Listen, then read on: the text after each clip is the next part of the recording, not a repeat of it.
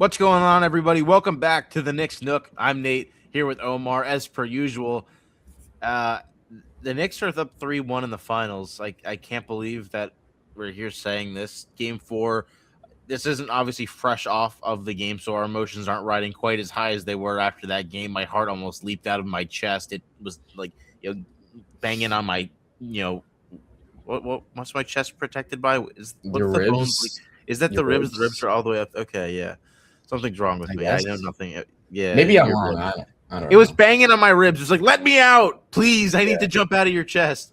Um, But it wasn't like that the entire game because most of the game we were like, well, most of the game, the first we half were of the like game, it was like time to go purchase an assault rifle and buying potentially stick news. it under my chin. Yeah. Um, maybe not that extreme, but it was one of the worst I'd ever felt as a fan. Mm. It felt like momentum had completely flipped and the Spurs were just going to steamroll the Knicks from there. It felt like they had figured them out to an extent. Is this the best, or not the best, I guess, because I feel like we're biased. We can't give a completely straightforward answer. Is this the most intense you've ever felt during a game, like any sport game ever, or is there something else that comes to mind before this? I mean, no, 100%. I'm a Giants fan, so I, Yeah, I only follow two teams or two sports: Giants or football and Knicks or in the basketball. But yeah, like, the only thing that can compete with this was when the Giants won the wild card a couple of years ago against the Vikings, and that wasn't really anywhere close yeah. because That's enough. we weren't really that good. I mean, And then before that, it wasn't really anything. I think before that, it was the Giants Packers in 2016. It like this is like the top of the list, hands down. I think it was to the point where I was actually concerned that if this somehow went to overtime, I was like, I cannot take this. Like, my body cannot handle this going for another 5 minutes after this. I mean, hey, I'm glad. neither did Wemby. I don't think Wemby could have won under 5 minutes. You know, he was exhausted that night. Why are I, you I hate sighing? to be I hate to be the guy. So I did stop watching at a point. I was so upset. Oh, I can't. that's So that's interesting. or not. I not really stopped watching. I had it onto the side, so like I started like just shifting my attention. Like at halftime, I was like, okay, I can't just focus on this, or it's gonna ruin my night. So I was playing 007 at the same time, so like just kind of looking back and forth. Um, Fake fan, and bro. Fake so fan. no, dude, I was watching the whole time. I didn't stop watching it. The game was never off. When Wemby went hit the and one to go back up 20, then I kind of felt like the Knicks missed their chance. Like that was the opportunity to go on a run. I thought the Spurs closed the door again. And then the fourth quarter, I get the two threes from Alvarado and the spin move from him. I think were the the three most underrated plays in the game. He was, I Yeah. think, total unsung hero. Obviously, OG and what he did is going to overshadow everything. And Brunson played fantastic down the stretch. But I thought Jose Alvarado, the fact that they got him for Dalen Terry, man, holy crap! What a Shout out Gushan nice player to Yabusele, by the have way, off the too. bench. Yo, yeah, Shout Yabusele. I guess after all, the Yabusele signing wasn't Mhm. that bad in the end. It ended up No. resulting in a positive, and we don't go up 3-1 without Jose and Mike Brown. I think a lot of people have given him credit already, but I want to as well. He deserves so much credit for having the balls to put Jose in with Brunson when they barely shared the court. I don't know if they shared the court really at all together No. In the this finals, season. no. No. No, I know not Specifically in the finals. I yeah. don't. I don't know if I even remember them playing I on think the court together in the regular season for more than like a minute or two. yeah, there were spurts, but like yeah, there's nothing like it was the entire fourth, I'm pretty sure they were together. That's something actually I want to bring up is, do you think that's something we see more of in game 5 is the two guard lineups with Brunson and Alvarado? Specifically in crunch time, yeah, but I wouldn't be surprised if he went back to like his regular, standard rotation through the first three quarters because I really do think he wants to try and keep on pushing the other guys like Deuce and Shamit because they're so important and they haven't really played their best. Besides, I think Shamit had a good game one or game two. Deuce had a good game one, but besides that, they've really been non X factors or non-factors. And I really think that game five, he's going to try and want to, get back to their rhythm. I saw someone posted a clip of Mikal Bridges when he was changing his jump shot against the Wizards in the preseason, and it was Yep. like Deuce McBride since game 4 But against like, Philly. I don't know what happened because like Well, I nothing feel like changed. I think we've seen Deuce just go in dry spells at times, and unfortunately, he's having it happen at a really bad time. I'm not the people that are like, "Oh, Deuce sucks," like don't play Deuce anymore. Like, you gotta still play him at least Yeah, somewhat, and hope he and hits a shot or two. also it's one of those things where it's like yeah, he's not shooting good, but it's making it worse the fact that he's playing less because of it. Like he played 7 minutes last night. Like if he Yeah, plays more minutes, he's gonna hit more shots. But since he's not hitting it's shots, he's not playing more minutes. So like it's yeah, just one of those things. it's harder to get in a rhythm when you have one or two shots. Like if I don't make these two, then I'm not going to play anymore. Puts a lot more pressure Yeah, on what would be two normally and that, easy jump shots for him. Pretty much, other than that one crazy three that he had off the backboard from the yeah, corner. that low key was a very important three. Like if he was It gonna make was. I yeah, don't. That no. You will not hear 100%. me say a word about Deuce in game one. That was game one, right? Not game Yeah, two. yeah, I was That was gonna, game one during the yeah, comeback yeah, when yeah. Brunson was just I also feel like the avalanching. him and Shamit, although they haven't been shooting well, they've been still defending pretty well. So like I mean that's just one thing that's I just not thought going to help with me. I thought Shamit got very frustrated in game three when the next loss. He had like 5 fouls and 3 points, I Mhm. think, at the end of the game. I thought he was very he let the shooting kind of affect the rest of his game. I didn't think he played defense very well. I didn't have an issue with him as much, in game four because I think I had an issue with everybody in game four up until the fourth quarter and when that Yeah, comeback started happening.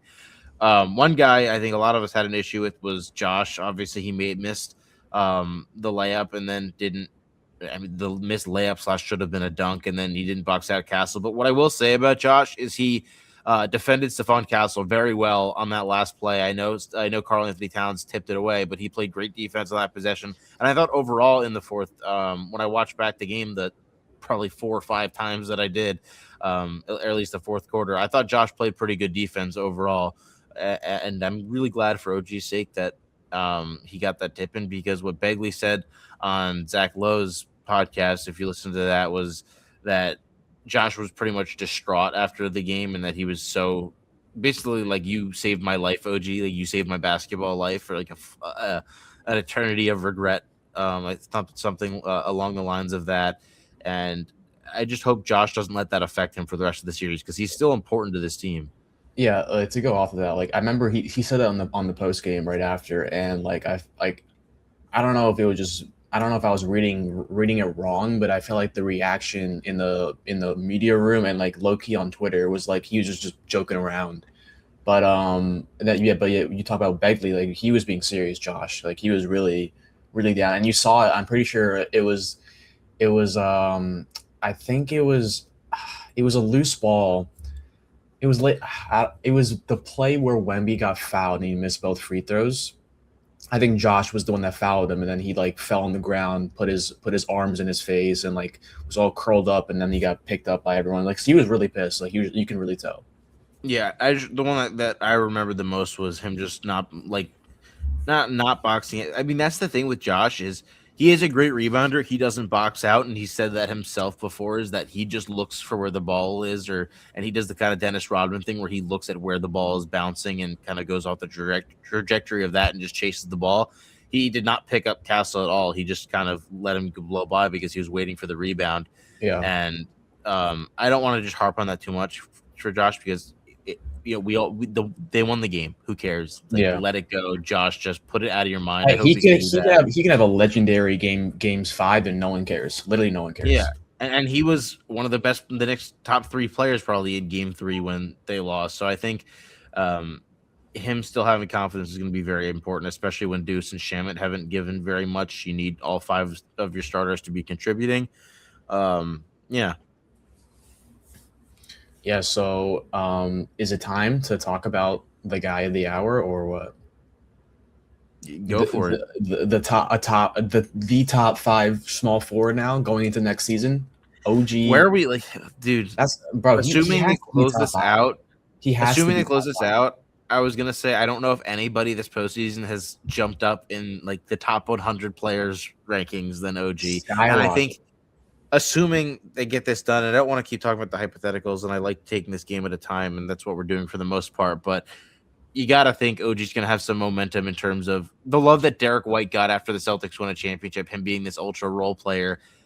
I said it on the 2-for-1 podcast as well. The love that Derek White gets, and every year when the Celtics are really good in the regular season, they're like, "Oh, Derek White should be an all-star." OG does all that, but he's more efficient. I think he's a better defender because he's more versatile due to his size, even though Derek White's a tremendous shot blocker for a guard. And OG might be a better shooter at this point. I don't know where the medium is between OG's regular season shooting and whatever the hell he's done the last 20 games in these playoffs. But yeah, OG is going to be a guy who could make his first All-Star appearance next year. And the thing is, if he never makes an All-Star game, he would be the second player ever to win Finals MVP if he does get that and not be an All-Star. Yeah, I remember. I think it was like our second, it might have been our first, but like our second or third pod. I was talking about I saw a tweet on Twitter. I was talking about thank God we re-signed OG last year because now. Yeah, if he was a free agent this year, this would and have I think that was in March that or somewhere like that. And now, bro, thank God we have him under contract, and thank God we had this core under contract because this is the core. Oh my God, my knee just snapped. What the? Yeah, fuck? I low-key heard that. Did you hear that? Oh my God. I don't know what just happened. I just stretched my leg out and it cracked, like what Wemby tried to do to OG's knee. Dude, what did you think about that play? Because I thought that looked crazy on the replay. And I don't remember. There is two angles of it. I think the angle that went the side angle doesn't look as bad. Yeah, the broadcast angle doesn't look bad, but the fan angle from the crowd, it looked very fishy. But I just think when you're that big, your limbs just do things, I don't know. If he did make contact there with OG's leg, that's like a broken leg or torn ligaments. Yeah, very, very, very close. Do we start talking about how much we hate Wemby at this point? Is that a thing we should be doing? I think we should wait until the series is over. Yeah. I thought something that was very interesting and just kind of tells the two stories of these teams so far in the series. Wemby was asked about being down 3-1. He says, I think we're going to come back, or whatever. Everyone's expecting, they're expecting us to do it, which I think is a weird thing to say when only one team has ever come back from a 3-1 deficit in the finals. It's fine to say we believe we can come back or to take this a game at a time or whatever. That's something you'd expect somebody who's down 3-1 in the finals to probably say, not that they're expecting us to do it. I thought that was a little weird. And then Brunson gets asked about what the mindset is, and you have 3-1 in the finals, you just need one more. And Brunson's still been adamant about I think it's a cliche, but I think it's a good cliche that it's 0-0. The next game, it's 0-0. The series starts over. You have to take it just one game at a time. And I think that's, again, they've had really bad starts, but it gives me belief that the closeout Knicks will hopefully show up in San Antonio and not go down by 14 in the first quarter. Yeah, I mean, I kind of want to go off that, the first quarters. I'm pretty sure the Knicks have lost every single first quarter this series, and by double digits too. So the fact that you're losing it is one thing. The fact that you're losing it by double digits is also another thing. But specifically last game, the Spurs did not miss. Every single shot they put up went in. Yeah.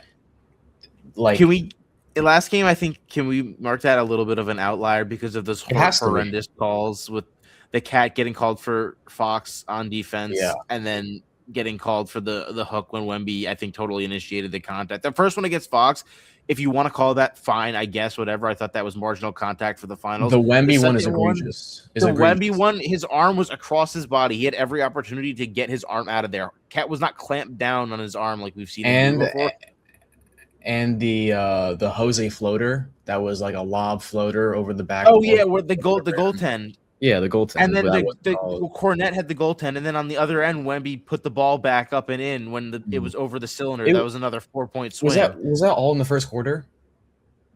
I thought that might have been the second. Maybe it was the first quarter. That was such a blur to me. I genuinely, my brain just turned to mush in that stretch. Regardless, the stats for the first quarter for the Spurs last game go 178 offensive rating, 170, and they shot 81% true shooting. In the Knicks, they were they started at 6 of 7 from 3. It was Devin Vassell had they shot 9 of 13 from 3 in the first quarter.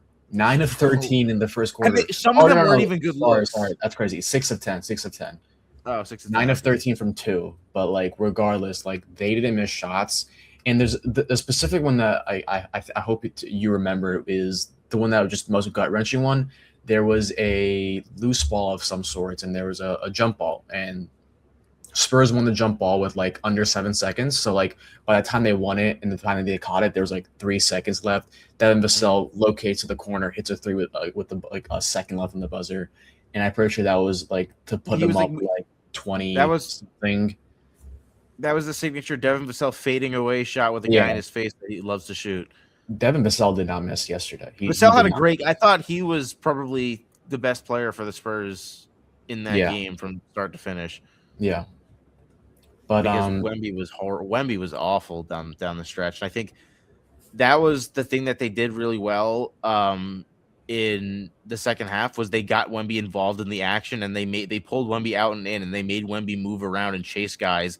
And I thought Wemby looked like, I think pretty much everyone saw how gassed Wemby was by the end. And that is the way I've been repeating. Obviously, I'm not a coach in the NBA, and Mike Brown is much more equipped to deal with this than me. But I think the way you beat the Spurs is by tiring Wemby, make him work on defense more, which makes him not as capable of carrying the load down the stretch on offense because he's tired. Wemby clearly, the biggest glaring hole in Wemby's game right now is the fatigue. It's not anything with his actual skill set. It's that he can't play these big time minutes so far in a 7-game series and consistently hold up and be at the top of his game. He unravels very quickly when he gets tired, and that affects the rest of his team because they really don't have anything that they can go to like the Knicks do with Jalen Brunson.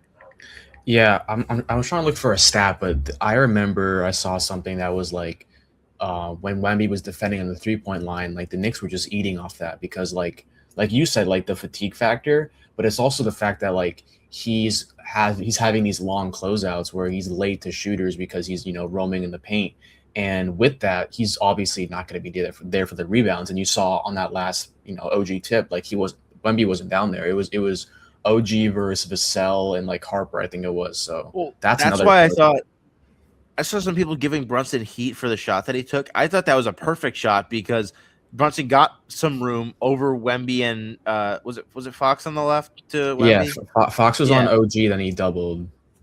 And I thought because Brunson got that little bit of room, he had the space to shoot it. Yeah, it was a tough look, but with Wemby out on that far from the 3-point line or from the basket, I thought somebody down there can get that rebound even before the shot missed.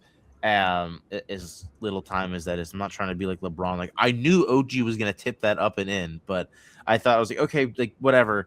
And yeah, the OG tipping felt like not real. I was I almost blacked out in that moment. I wasn't sure if OG tipped it. I wasn't sure if it like deflected off one of the Spurs players and went in. I had no idea what really happened until they showed the replay. Two things I want to say. First thing is that there was 1.2 remaining, and I was literally saying to myself, there isn't there isn't one person I fear more with 1.2 and down by 1 or up by 1 in this case than Wemby. Than Wemby, because you can just literally throw at the rim and tip it in, but they didn't. No, we want to dump it into Stephon Castle. Yeah, and then shout out for he was open though too. If Cat had tipped that, it was a good play. It was a good play by Mitch Johnson, but Cat tipped it, and then Mitch got his hands in there. And bro, who would have thought Cat would have made a game sealing defensive play? And also, if he did make that tip in, by the way, I'm 100% sure they would have reviewed it and then they would have thrown it off because the time starts when Cat tips it, and then by the time it gets to Castle, it wouldn't have counted. That is true. Oh, yeah. Look at you being all smart and stuff. Yeah. Dude, I just every time. Have you seen the Mitch Johnson memes with like the dog, the pit bull, and it's just like Mitch Johnson when the Spurs need a timeout, or it's like Mitch Johnson when the Spurs need to draw up an inbound play, and it's just the pit bull meme with his hair. And yeah, I saw a lot of criticism for Mitch Johnson because he wasn't calling timeouts, but like at some point, like what do you even do when your team scores 30 points in 2 quarters? Like what do you do? Yeah, I mean, it's hard for me to blame Mitch Johnson more than the players who just could not make shots and continue to just chuck threes. Maybe that was Mitch Johnson not telling them to take it to the rim more and go back to what was working, which was Wemby going inside. They shot 3 of 17 from 3 in the second half. Like that's they shot like 8 in a row when they were making none of them. It was like, why are you still shooting? To me as a fan, I was like, they're doing like stuff that I've seen. I mean, not this real Knicks team do, but stuff. It honestly felt like the Celtics game when the Celtics were collapsing against the Knicks in games 1 and 2 of the second round last year, and then they just kept shooting threes and they kept missing. They're like, okay, let's just keep shooting threes. And the Spurs aren't this elite 3-point shooting team, even like Boston was. And they just kept shooting threes. The 7'5" guy just kept shooting threes. Everyone's just shooting threes, and it wasn't working at all. Another like factor, like we were talking about this like on the preview show when we were discussing them or the Thunder, and we were talking how like the Spurs don't really have the offensive depth. Like we were talking about like they have Keldon Johnson, but outside of that, the Thunder would have never blown that lead off of SGA alone. Yeah, exactly. And like you look at the Spurs, the Spurs really only like Miss Johnson is forced to play like literally only 6 guys because he had to play his 3 guards down the stretch because nobody else on his team can put the ball on the fucking floor. It's like Luke Cornett is a little bit unplayable because a little. Yeah, and then you have Carter Bryant. Carter Bryant hit a 3, but like outside of that, like he's not ready. Like Carter Bryant might be a good player in a few years, but he's not ready to be. He's not ready. Keldon Johnson should get his 6-man revoked because I still to be honest, I haven't liked Harrison Barnes' minutes, but he hasn't played all that much. I'm surprised they haven't at least like thrown him back in there to try to maybe get something from him. Yeah, I know that's kind of desperate to say, and I don't know if Harrison Barnes is really making a difference in this series. But I just think this deep into the season, you have to roll with your guys, and I just feel like you can't get mad at it, but like it's just like they're gassed. Jordan McLaughlin in the last series. Yeah, but that was last. Like that's not the NBA Finals. Like he's forced to play Julian Champagnie, who shot 1 of 7, 33 minutes. Like he's forced to play Wemby 44 minutes. I thought Champagnie's defense was also really bad. I thought that he was specifically this game. He was getting hunted a bunch, where the Knicks kind of figured that actually, as bad as De'Aaron Fox has been offensively, sometimes for him having a bum ankle, I thought he's played Brunson decently well, and he's played some decent defense overall. But right now, it felt, or at least last game, it felt like Champagnie was the guy that they wanted to kind of target a little bit, even though it didn't feel like they were mismatch hunting as much as they usually were. They were just kind of getting good shots in a rhythm, which is how the Knicks offense had been operating for the last month or so, which had led them to that 13-game winning streak. I thought it was really nice to get that momentum at the end and be like, wow, the way we played down the stretch, the Spurs aren't going to play that bad again. Probably. It'd be hard to imagine them playing worse than blowing a 29-point lead, but the Knicks can still take a lot of what they did offensively down the stretch against Wemby and use that in the next game. Yeah, 100%. We were talking about also on the previous show, like how like the depth discrepancy. Like I literally said, I think word for word, I think if 2 of the 3 of Cat, OG, Mikal have big series, it's going to be really hard to beat the Knicks. Series, I agree. Is that not the? Is that how do you say that? Series. It should be series. Have great series. Series is. No, but like it's them. It's multiple people. Shit, I don't know, man. No, it's one series, but like multiple. Like, regardless, I was saying. All right. Anyways, if Cat, OG, and Mikal both individually had good series, yes, I understand the point. And so far, it's been Cat and it's been OG. Mikal, I mean, like it's hard to ask. It's hard to go 3 for 3. Mikal had a great game too. He had a great game too. He had what 24. He hit like 6 threes. I don't know. He was like, give me the fucking ball. I'm shooting this. But overall, Cat and OG have stepped up to that, and we're up 3-0 or 3-1. And OG has really been mainly like the most like important piece, like the most important supporting piece on each team so far.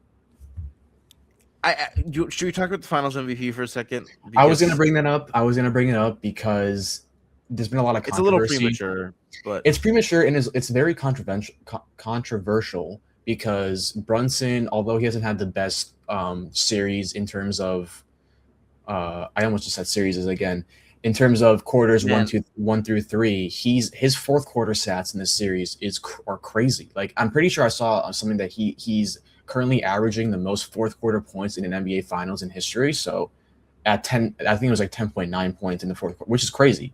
So that in itself, I think, is a really big factor in the Finals MVP. But hey, I mean, I really can't be mad with OG because back-to-back 30 pieces. I think he had 28 last game, but like we'll round up for him. Yeah, as much as I love OG and I see the point for OG, the Knicks literally don't have offense without Jalen Brunson. As much as And also, OG just has been, can you imagine like the media just media purposes if OG and Anunoby won Finals MVP? Like it just I think I if Brunson saw outplays, as I was say, as long as Brunson outplays OG and like, if they close it out, I think yeah. Brunson probably wins it. But I've heard in interviews, or like Windhorse was talking to, I think, Tim McMahon and stuff. And I think those are Mhm. guys that actually vote on this, and they were saying Yeah, like yeah. it's OG unanimously. So I have no idea. I saw a tweet that I think I think you're gonna like, and maybe you saw it. It was OG and Anunoby winning Finals MVP would be the LeBron James of the Andre Iguodala winning Finals MVP award. I mean, there's not that many examples. It's like Iggy, Cedric Maxwell. Yeah, Um, what other like real role players have? I mean, yeah. I don't really I know, think Tony Parker is considered one of the worst but Finals like MVPs, and let he me was a superstar ish. let me ask you. I mean, it's hard to ask you because I wish we had like a non-Knicks fan here, but like, is OG Anunoby even a role player anymore? Is he even a role player? Because he's averaging 20 plus in the I still playoffs. think because I don't. I have. I feel like some people use the term role player to Yeah, downplay certain players because it's I not. still think he's a role player. Probably he's still the. I think he might be the best role player in the NBA, but he is not the focal point of the Knicks offense any given night. Even when he's on like this, all of OG shots came within the flow of the offense, except for that like one, the double step back 2K animation that he had from the Was right it wing where he was that just the one stepped that it back bounced and in? yeah, it bounced off the front of the rim, then Yeah, bounced yeah, off yeah, the backboard and went in. That was like a magnet ball shot, to be honest. yeah. But then from the corners, I think OG is a super role player. He is as good as you're going to Mhm. get for a role player. I still think Draymond Green is a Hall of Famer, and I hate Draymond. And I don't really like I, giving Draymond praise, but I think Draymond's I a think a Hall of Famer, and he better was a role player. I think a better what's the word I'm looking for? Better label would be a star role player because, like you said, like not like, if you really think about it, like 90% of NBA players are role players. Like besides like the top guys, everyone has a role. I mean, outside of the top 20, 25 guys, I'd say they're, but also like being a role player, like Honestly, I'd rather, because so like to me, you look at Paolo. Paolo's not a role player because he doesn't have a role. He is like, he has to be the yeah, guy to really be what he's yeah, supposed to yeah, be. Whereas OG's probably more impactful and better for most teams because he can fit into any role and be whatever you need him to be. As there's a difference between that's why there's a difference between superstars and stars. And like Zach LaVine has been the perfect example to me of that for his whole career, where Zach LaVine is meant to be one of your best scorers. He's meant to be your first, second, or maybe third option, but he's not. Your team's not going to be at their best when Zach LaVine is your first, second option. But yeah. that's the type of player that he is. But does that make him better than an elite role player? I don't think so. So I think guys like OG Anunoby, like Derek White at a point, are better than a lot of the mid-tier stars in this league. Yeah, I agree, and I To me, think OG Anunoby is a better player than Brandon Ingram. I would rather have Brandon Ingram on my team than, or I'd rather have OG Anunoby on my team than Brandon Ingram. And Brandon Ingram, I would say, is more of considered to be a star player. yeah. I also it goes back to the skill too. Like when you talk about talent, fit, you also have to talk about skill. Like OG Anunoby isn't the most skilled like Brandon Ingram, like you said, like he's more Like skillful. if you go put OG Anunoby on any bum team, like if you go put OG on the Nets, are they going to be a playoff team? Like, no, Mhm. that's not going to happen. And OG might put up 20 points, but his efficiency is going to dip. But that's what makes OG so special is the fact that he can go get his 20 on elite efficiency while still being a top 5 to 7 defender in the sport. Yeah, I agree. I'm all for the OG Anunoby. Like again, knock on wood. Like if they do the thing, I think OG Anunoby's, like we talked about earlier, his stock is going to absolutely skyrocket. And then next year, I wouldn't be surprised if he made it. If he made an All-Star team. You know.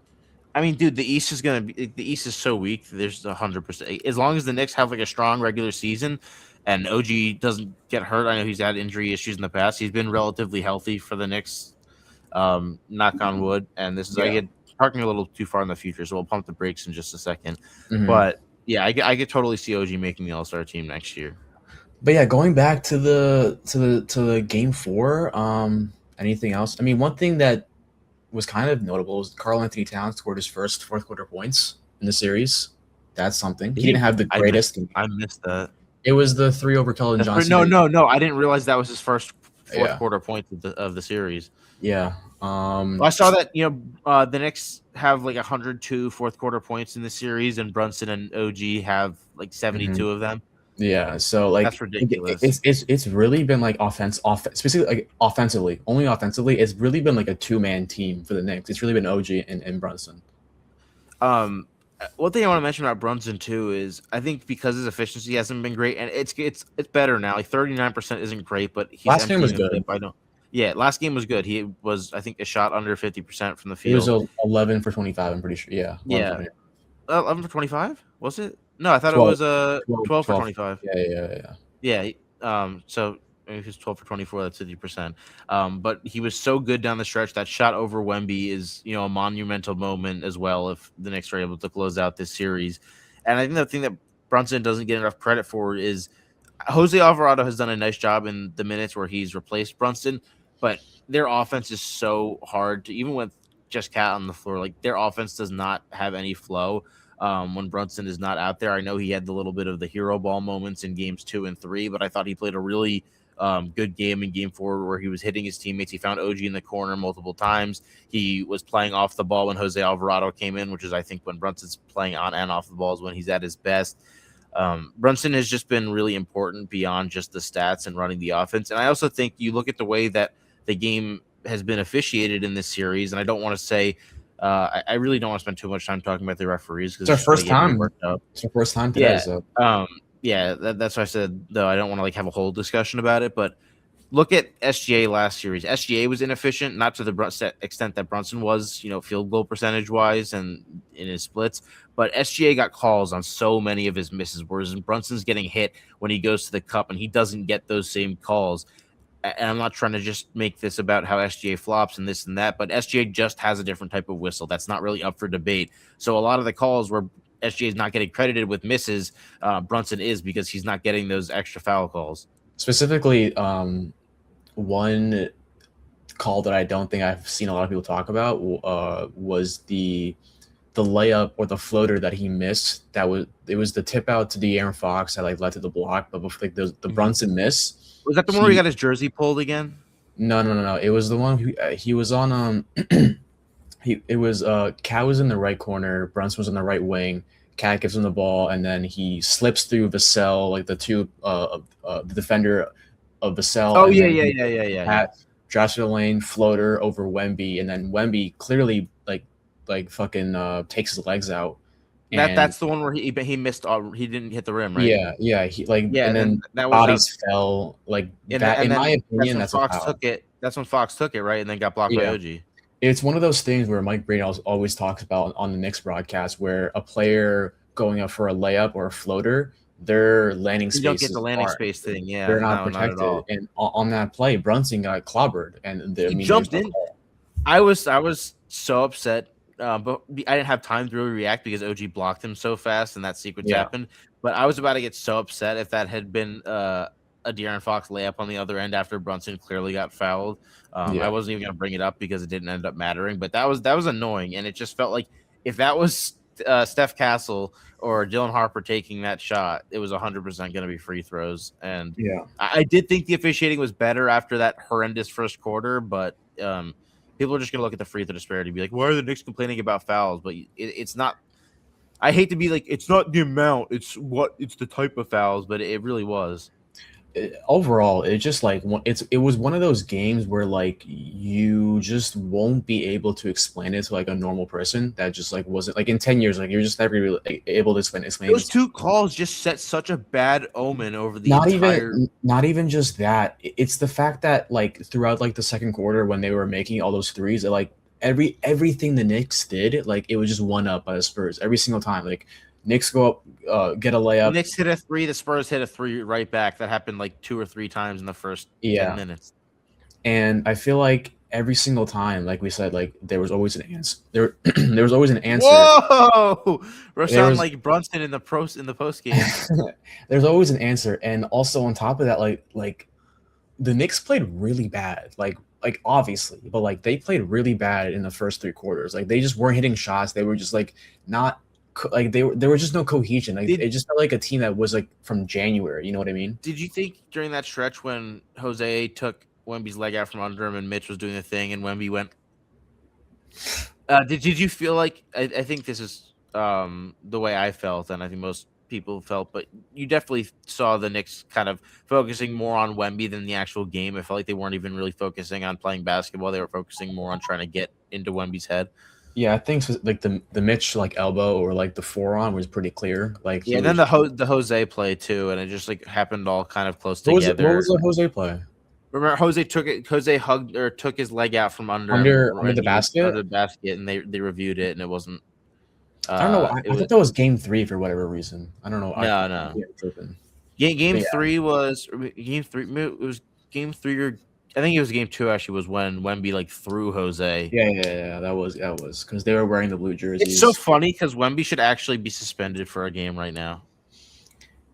And who knows? He could get a flagrant in game 5, and if they win, he doesn't play for game 6. Who knows? But Dude, send again, out Hook 40 again. Just make him fucking like box him. Double flagrant foul. They but just yeah, like headbutt each other. like I was saying, it's one of those games that just you won't be able to explain because the Spurs scored the most points a road team, or they were up at halftime the most a team's ever had on the road in NBA Finals history. So, and then the Knicks went up that by having the largest comeback.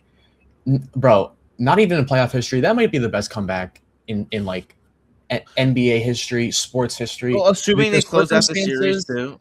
the circumstances, like they don't get any bigger than that, you know.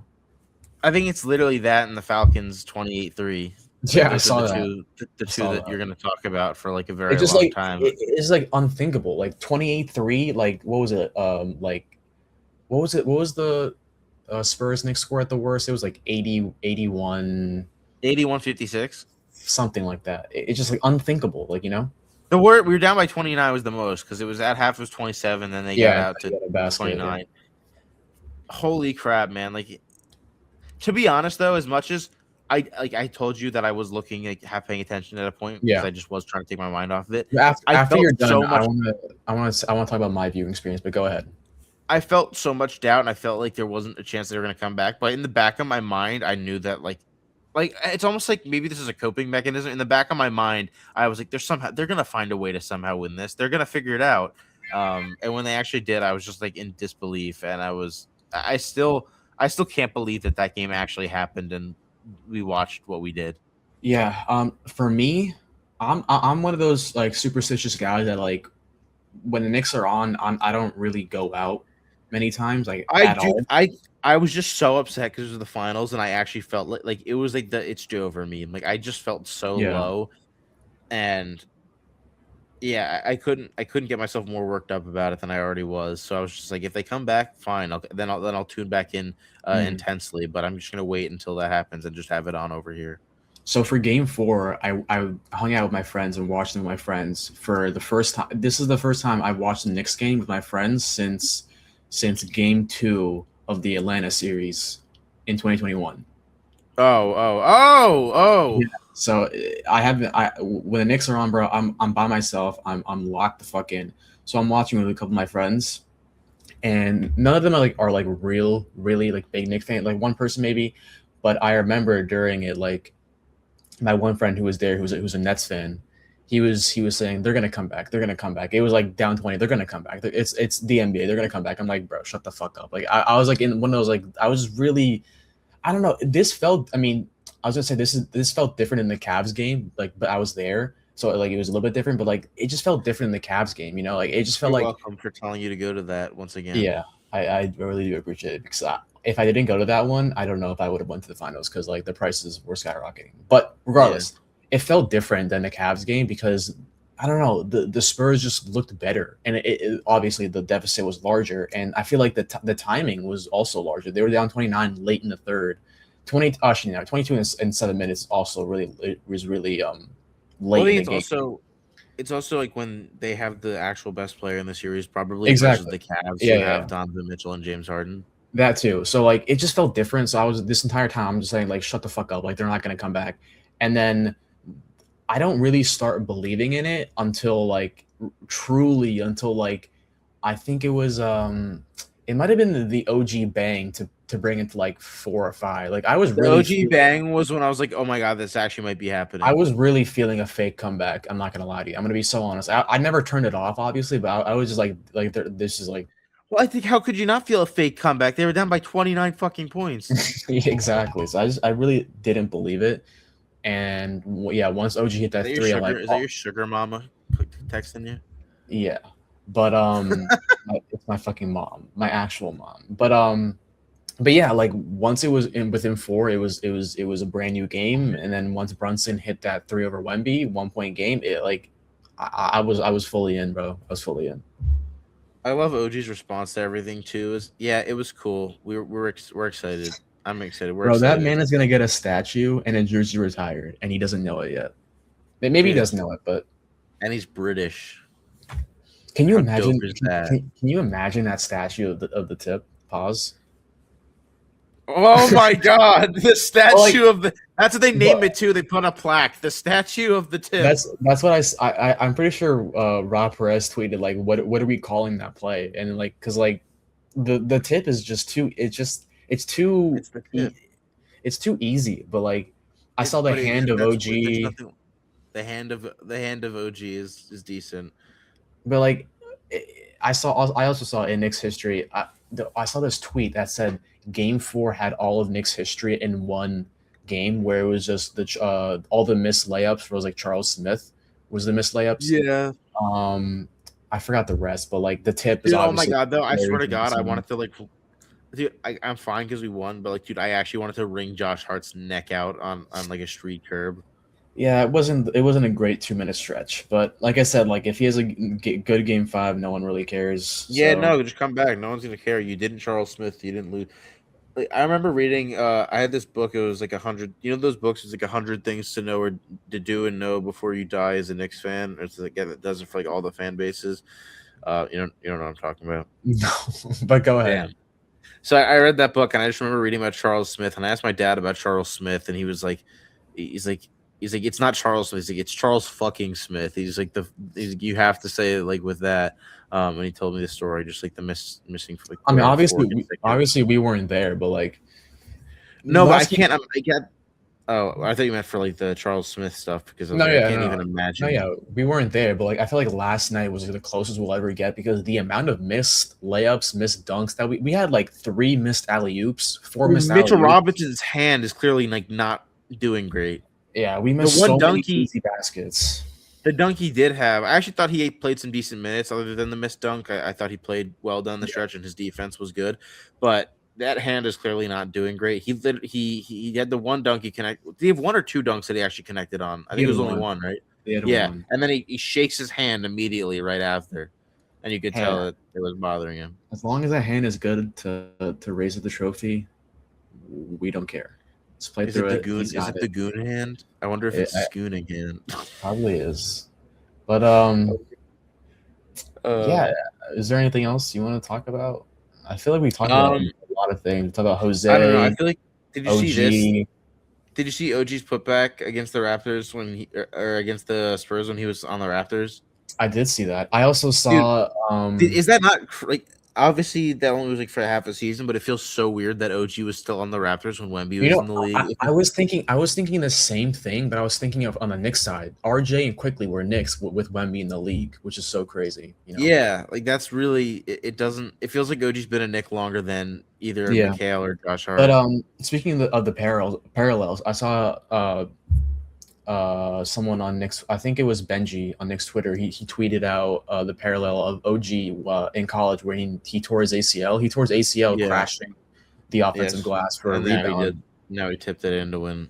Very poetic stuff. I think this entire run is very poetic.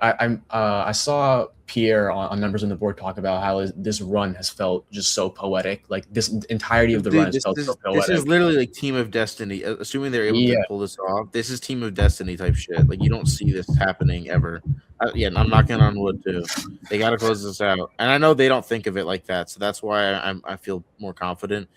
Although yeah. it is cool to see Jose like let out the fan side and him and be like, I'm not going to sugarcoat Bro, this. Like I think the Jose story is just incredible, dude. Like literally, Dude, like you have what like don't ever let that guy wear another jersey. Like literally have him off your six, bench for the rest of his career. what was it, 6 months ago? Like the dude's on the worst team in the league. Like probably like you know Did you see this him talking like he said he called his mom and they were just it wasn't even that they were just happy about the Knicks. It was like we're just happy you're going to an actually good team is what he said. exactly. Is what he And said. you know and to go off of that, he has a player option this year for 4.5 Yeah, million. 4.5 He's, million. he's probably gonna pick it up, even though he could make I more money. He's probably gonna pick it up. that's not even like I mean he could make like 2 million. I think he could make lower than that, right? What do you mean? Like it's possible for him to make lower than that too if he Oh doesn't yeah, get yeah. offered. But like I think I think he if he were to go in the open market, he would get like closer to 10 million if I were to guess. yeah, maybe. I don't know. I hope he comes back. I want all him and Landry and Mitch back. I mean, Mitch, I just think he's going to get praised. I think the Lakers are going to offer Mitch more than we should probably end up It paying might him. Is what I think. it might be one of those sign and trades. Not gonna lie, I can see that happening. We get like a don't give me Jake LaRavia. Help! Oh God! Oh It'll probably God! just be Please, it'll probably please no! be like, A second round pick. give us a do. And just like that, Omar's PC has shit itself and died. So that's going to do it for the rest of this episode. We were pretty much close to wrapping anyway, so it doesn't matter all that much. Covered pretty much most of the bases. And now we have a game 5 and a chance for the Knicks to win their first championship in 53 years. So we will have another episode out after game 5. Hopefully, we're celebrating a Knicks championship, but that will do it for this episode. Hope everybody has a great rest of your day.